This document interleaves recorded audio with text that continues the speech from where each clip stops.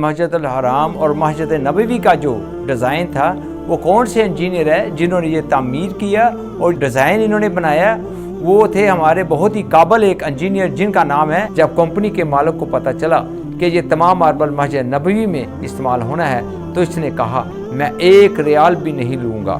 وہ پہلا انجینئر تھا جس نے حرمین شریفین کے توسیع منصوبے کی تعمیر اور عمل درآمد کے لیے اختیارات سنبھالے۔ السلام علیکم جی، میں ہوں جی شجاع الدین مغل۔ آئیے ہم آپ کو آج بہت اہم ٹاپک کے ساتھ آج آپ سے گفتگو کرتے ہیں اور یہ بھی ہم آپ کو معلومات بتاتے ہیں کہ مسجد الحرام اور مسجد نبوی کا جو ڈیزائن تھا وہ کون سے انجینئر ہے جنہوں نے یہ تعمیر کیا اور ڈیزائن انہوں نے بنایا، وہ تھے ہمارے بہت ہی قابل ایک انجینئر جن کا نام ہے ڈاکٹر محمد کمال اسماعیل۔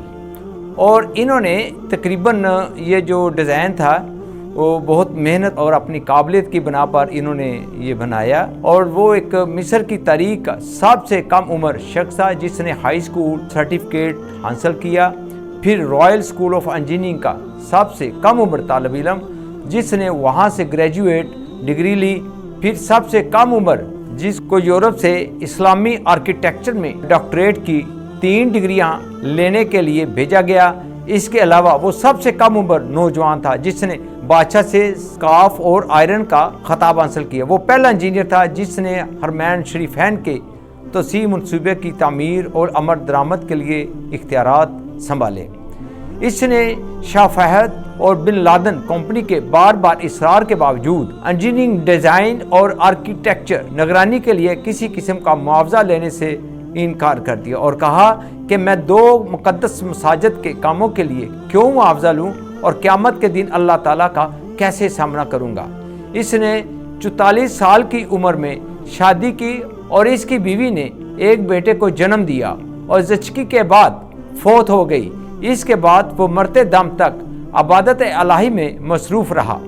اس کی عمر 100 سال سے زائد تھی اور دنیا اور میڈیا کی چکا چوند سے ہٹ کر گمنام رہ کر حرمین شریفین کی خدمت کی۔ اس عظیم آدمی کی حرمین شریفین میں نصب کیے گئے سفید پتھر کے حصول کی بھی بڑی دلچسپ کہانی ہے۔ یہ وہ پتھر ہے جو حرم مکی میں مطاف چھت اور باہر صحن میں لگا ہے۔ اس کی خصوصیت یہ ہے کہ گرمی کو جذب کر کے فرش کی سطح کو ٹھنڈا رکھتا ہے۔ یہ پتھر ایک ملک گریس میں ایک چھوٹے سے پہاڑ میں دستیاب تھا۔ وہ سفر کر کے گریس گئے اور حرم کے لیے کافی مقدار میں تقریباً آدھا پہاڑ خریدنے کا معاہدہ کیا۔ معاہدہ پر دستخط کر کے وہ واپس مکہ لوٹے اور سفید پتھر سٹاک میں آ گیا اور مکہ حرم میں پتھر کی تنصیب مکمل کرائی۔ 15 سال بعد سعودی حکومت نے ایسا ہی پتھر مسجد نبوی میں بھی نصب کرنے کو کہا۔ انجینئر محمد کمال کو جب بادشاہ نے مسجد نبوی میں ویسا ہی ماربل لگانے کو کہا تو وہ بہت پریشان ہوا، کیونکہ قرۂ ارض پر وہ جگہ گریس ہی تھی جہاں پہ پتھر دستیاب تھا، جو کہ آدھا پہاڑ تو وہ پہلے ہی خرید چکے تھے۔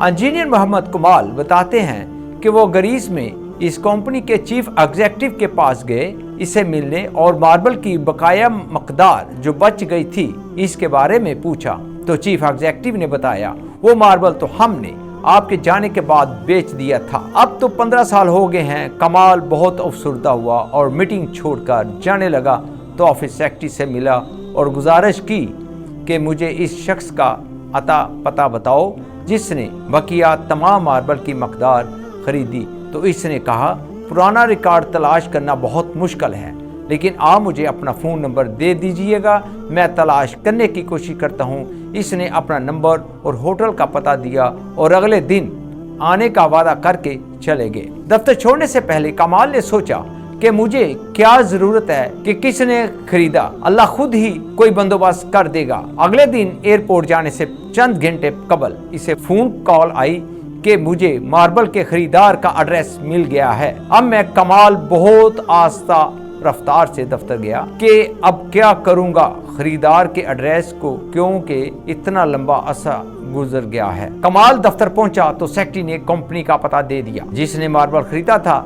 جب کمال نے پتہ دیکھا تو کچھ دیر کے لیے اس کا دل دھڑکنا بھول گیا، پھر زور کا سانس لیا کیونکہ وہ کمپنی جس نے مال خریدا تھا وہ سعودی تھی۔ کمال نے सऊदीया की फ़्लाइट पकड़ी और इसी दिन वो सऊदी अरब पहुंचा और सीधा इस कंपनी के दफ्तर पहुंचा और डायरेक्टर एडमंड को मिला और पूछा कि आपने इस मार्बल का क्या किया जो ग्रीस से ख़रीदा था। तो इसने कहा मुझे याद नहीं। फिर इसने स्टॉक रूम से रब्ता किया और इनसे पूछा कि वो सफ़ेद मार्बल जो ग्रीस से मंगवाया था किधर है। तो उन्होंने कहा वो सारी मकदार मौजूद है और इसको कभी इस्तेमाल नहीं किया गया।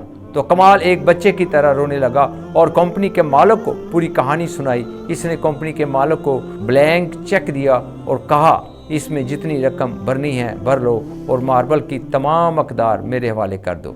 जब कंपनी के मालिक को पता चला कि ये तमाम मार्बल मस्जिद नबवी में इस्तेमाल होना है तो इसने कहा मैं एक रियाल भी नहीं लूँगा। अल्लाह ने ये मार्बल मुझसे ख़रीद करवाया और फिर मैं भूल गया। इसका मतलब यही था कि ये मार्बल मस्जिद नबवी में इस्तेमाल होना था। ये अल्लाह ताला का बहुत करम है कि जो मुझसे अल्लाह ताला ने मस्जिद अल हराम और मस्जिद नबवी का डिज़ाइन मुझसे तमीर किया है। ये सिर्फ वही इंजीनियर थे जिनका नाम कमाल कहते हैं। अब मुझे शुजाउद्दीन मुग़ल को इजाज़त दीजिए। इंशाअल्लाह अगले नए एपिसोड के साथ आपकी खिदमत में मैं दोबारा हाज़िर हूँगा। खुदा हाफिज़। मज़ीद इन्फॉर्मेशनल वीडियोस देखने के लिए हमारे चैनल को सब्सक्राइब करें, बेल आइकन पर क्लिक करें ताकि आने वाली मज़ीद अच्छी वीडियोस आप तक पहुँचती रहें।